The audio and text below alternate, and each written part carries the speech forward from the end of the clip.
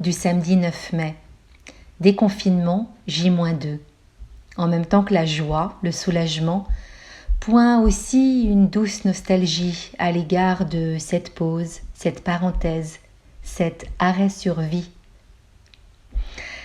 Les deux premières choses que j'ai envie de faire, c'est retrouver les miens et voir l'océan.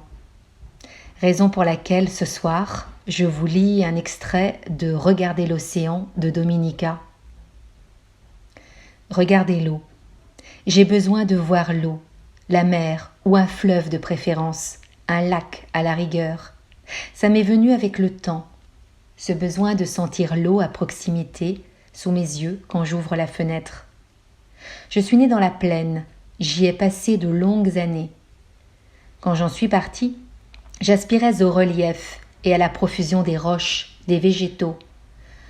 Puis j'ai vécu au bord de l'océan et me suis rendu compte que j'aimais l'horizontalité dès lors qu'elle était perturbée par le mouvement des vagues. Paysage à la fois mouvant et stable, aux emportements comme régulés par la ligne d'horizon. Face à lui, je me sentais arrimée, éprouvant la consistance du sol et mon propre attachement à celui-ci. J'évitais de longer les plages à marée basse qui atténuaient la séparation entre terre et mer, comme la résolution décevante d'une énigme, ou quand de fortes pluies brouillaient la ligne d'horizon.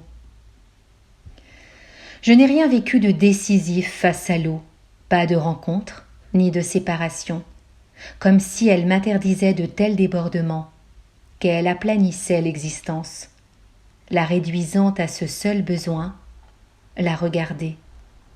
La regarder et ne plus voir que la lumière, la modeler en continu, stimulée par le courant.